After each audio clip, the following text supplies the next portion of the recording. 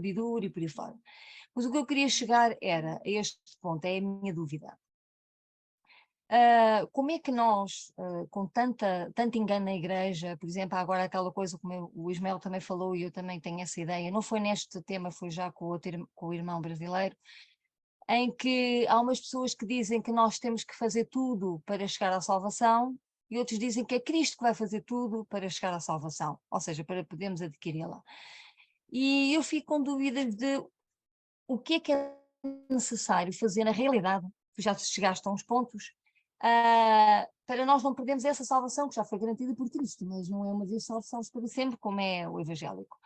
Mas o que é Uhum, necessário? Quais são os pontos que nós temos que ter para não sermos enganados? Porque agora há tantos enganos, e na realidade o que me vem à exatamente. mente é que o mais importante é a justificação pela fé. Nós compreendemos essa justificação pela fé e vivê-la. Agora, em que ponto e como é que nós vamos chegar a esse ponto e não vamos deixar de ser enganados? Obrigada. Ok. Ok, duas coisas. A questão do fé na terra e este texto que trouxeste é extremamente importante. Eu recomendaria que esse é o foco que precisamos ter, é exatamente este foco. Ah, nós não temos esse tipo de fé. Ah, igreja, mesmo que estão acreditam na verdade, nós não temos esse tipo de fé, porque se tivéssemos, a nossa sombra iria a curar. Se tivéssemos, ninguém podia realmente resistir. Essa fé que às vezes com uma provocação a gente reage, às vezes com uma situação a gente reage. A gente precisa dessa fé que aguenta a demora e tudo mais. Essa é a fé de Jesus, não só a fé em Jesus. Nós às vezes temos uma fé em Jesus, mas precisamos ter a fé de Jesus. Ah, há uma parte que eu gosto muito no livro Preparação para a Crise Final, que fala exatamente sobre isso e tem uma citação de Ellen White que diz que aqueles que deixarem de fazer esforços da sua parte serão achados em falta. Olhem, a questão está na confusão de duas coisas. Eu sempre gosto de usar este exemplo. Quando os meus miúdos eram pequenos, meus filhos eram pequenos, às vezes íamos comprar alguma coisa, depois de vir das compras estão os sacos das compras, e os meus filhos diziam se podiam ajudar-me a carregar as compras.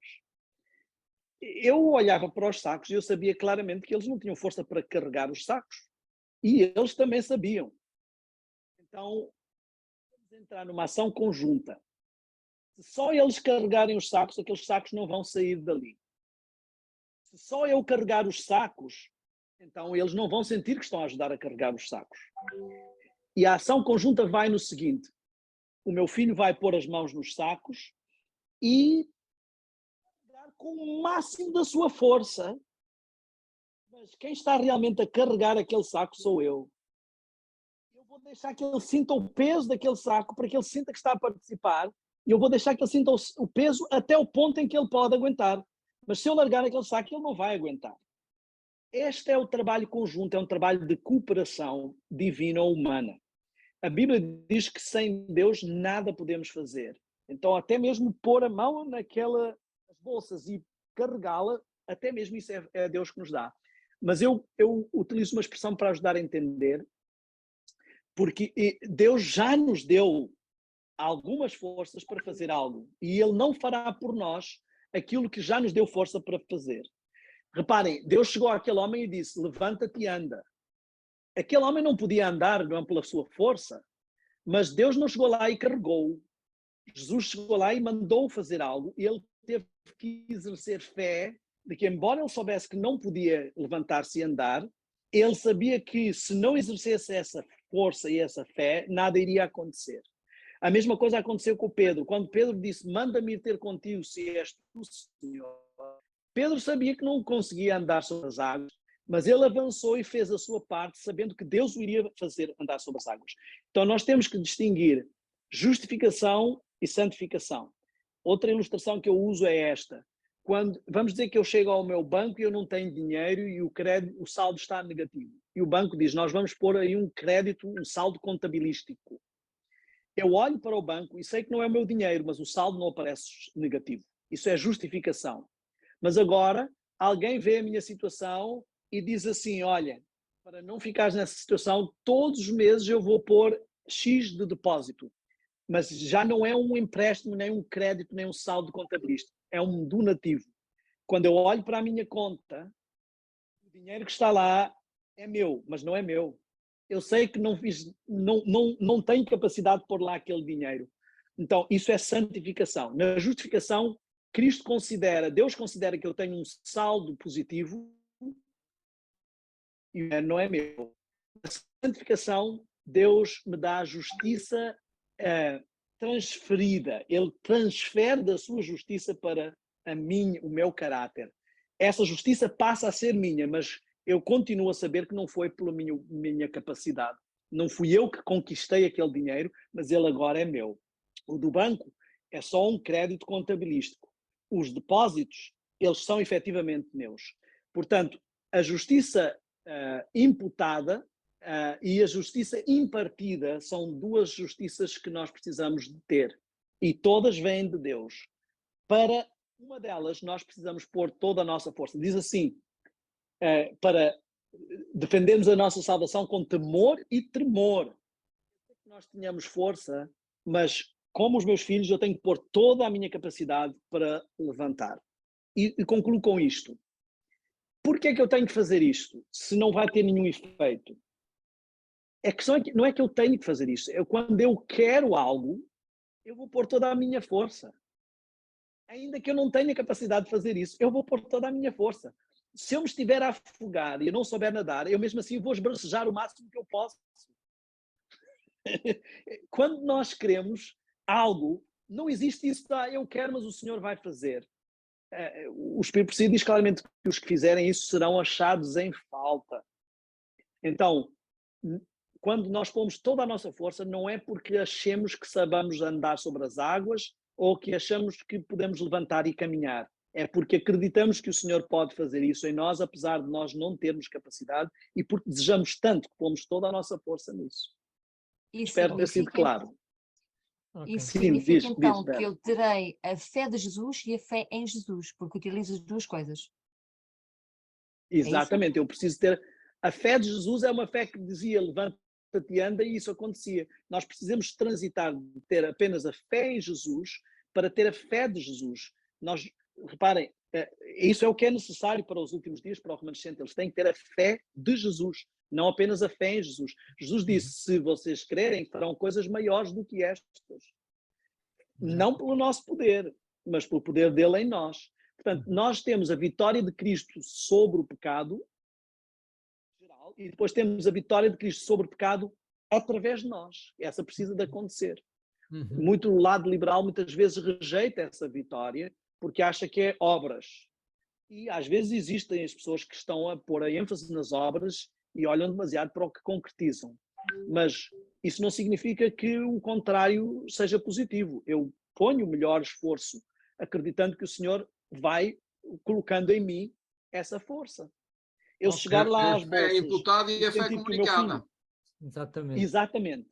Exatamente. Era a palavra que eu estava a buscar. Olha, Ele vai comunicar justiça. Não só Isso, considerar-nos santo, mas comunicar justiça. só mais um ponto, desculpa, Paulo. Só mais um Sim, ponto. não faz sem mal. Daniel, problema. isso, por exemplo, imagina, temos um pecado, temos a plena consciência do que é o pecado. E sabemos quando estamos a errar e quando não estamos, e quando não deveríamos já estar a praticar o que estamos a praticar. E na realidade nós queremos sair daquela lama, mas nos está a ser difícil porque em parte até gostamos dela. Mas no fundo sabemos que não é correto e queremos sair dela. E essa é que é a grande luta, porque eu essa parte até compreendo, mas pô-la em prática na vida, a coisa torna-se mais complicada. E é nessa situação Sim. da vitória sobre o pecado, sem querer pôr a minha força, porque, como tu disseste e bem, está escrito, não é? Sem mim nada podes fazer, mas como é que eu faço isso na íntegra? Tu já explicaste uma parte, mas ainda há ali aquela parte da vitória sobre o pecado que eu ainda Ok. não consigo compreender. Sempre há um lado misterioso nisto, mas há uma coisa que eu acho que podemos entender. O texto de Coríntios diz que pela contemplação somos transformados de glória em glória como pelo Espírito. E eu quero dizer que às vezes o que acontece é que nós pomos demasiada ênfase no esforço e não suficiente ênfase na contemplação. vou dizer um exemplo que nos ajuda a entender. Se eu nunca ler, eu posso tentar citar a Bíblia o mais que eu quiser, mas não vai ocorrer nenhum texto bíblico. Nós, às vezes, eu gosto de pôr este exemplo. Jesus, em todas as vezes, ele manda fazer coisas impossíveis.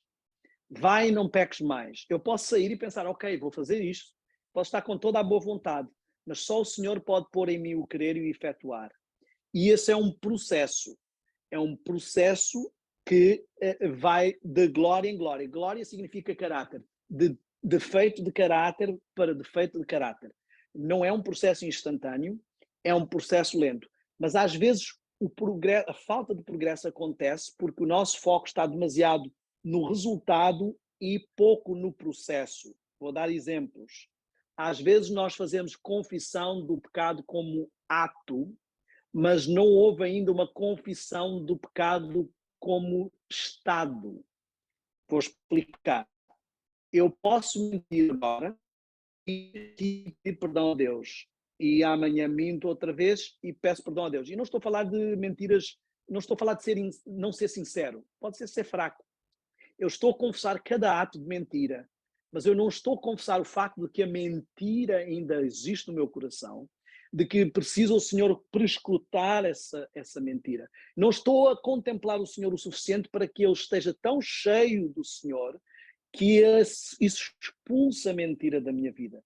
Então, às vezes, eu ponho muito esforço. Eu vou dizer isto, Vera, e este é o melhor exemplo que tu vais entender. Eu posso entrar no ginásio com toda a intenção de levantar 200 quilos. Eu posso pôr toda a minha força para levantar 200 quilos e fazer isso todos os dias. Isso não vai acontecer. Não é porque eu não desejo, é porque eu sou cínico. Não, eu estou a pôr todo o meu esforço. Eu desejo realmente levantar aqueles 200 quilos.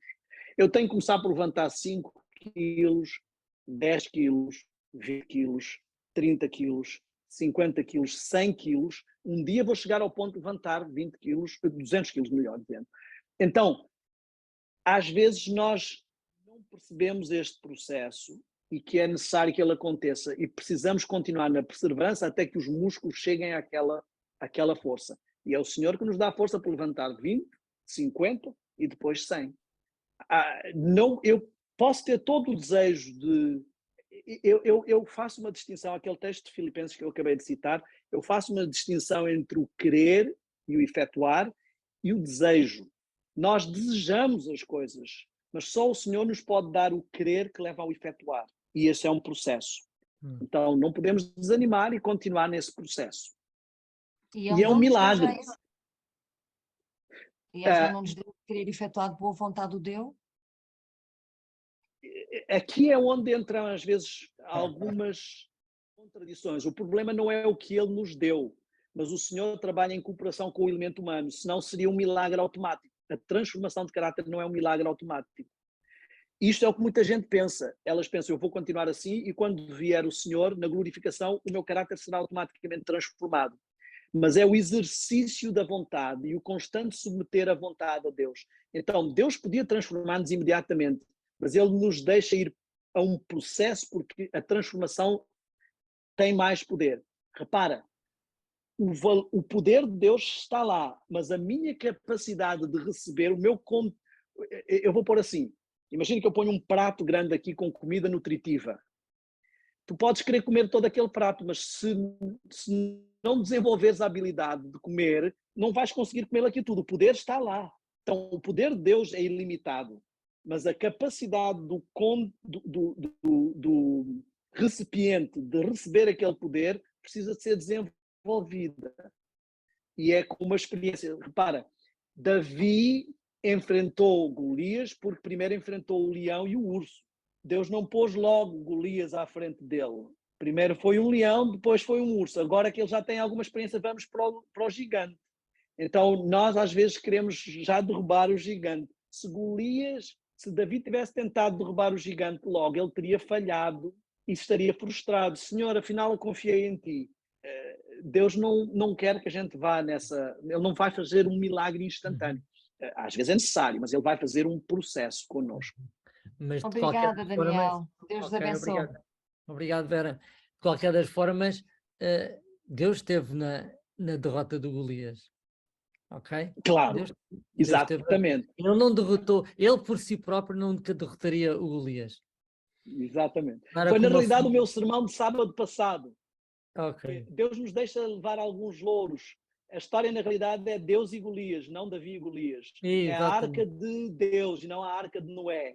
É a lei de Deus e não a lei de Moisés. Mas Deus é tão bom que nos deixa fazer parte disso. É a cooperação divina humana. Olha, mas deixa-me só ler-te aqui um parágrafozinho. Vai no sentido do que a Vera teve aqui a dizer. Está na maravilhosa graça de Deus, a meditação matinal, 24 de novembro. Eu vou ler só o primeiro parágrafo, logo a seguir ao versículo bíblico, que diz assim: todas as boas qualidades que os homens possuem são um dom de Deus, ok? É tudo dom de Deus. E depois diz o seguinte: suas boas ações, de quem? Dos homens, são realizadas pela graça de Deus mediante Cristo. E depois diz assim: visto que tudo vem a Deus, a glória do que quer que seja ou façam, a Ele pertence somente, não são senão instrumentos em suas mãos. Portanto, Deus quer que nós... Exatamente. Deus quer, eu entendo assim, Deus quer que nós sejamos perfeitos em caráter, ok? Mas essa perfeição nós jamais iremos conseguir porque nós não conseguimos por nós próprios, porque nós somos falhos. E Ele quer operar em nós essa transformação, Ele quer viver em nós. Ele quer viver em nós. E a nossa parte aqui é permitirmos que Deus viva em nós. Este é o nosso esforço, é estar permanentemente ligado a Cristo. Eu penso assim, porquê? Porque o Senhor Jesus disse aos discípulos isto precisamente: eu não faço nada por mim mesmo, é o Pai que realiza todas as coisas. Será que o Senhor Jesus estava a mentir? Não, não estava a mentir. O Senhor Jesus, como homem, como discípulo, disse claramente que era o Pai que fazia todas as obras por ele. E ele depois diz aquilo que tu disseste há bocadinho: eu sou a videira e vós os ramos, está em mim e eu em vós. Porque se eu estiver em vós, vocês fazem as obras, vocês dão frutos. Mas quem é que é glorificado? É os frutos ou é a videira? Porque quando eu olho para uma uva, olho para a videira, eu não digo, olha que lindas uvas, eu digo, não digo, olha que lindo ramo, olha que linda folha, eu digo, olha que linda videira.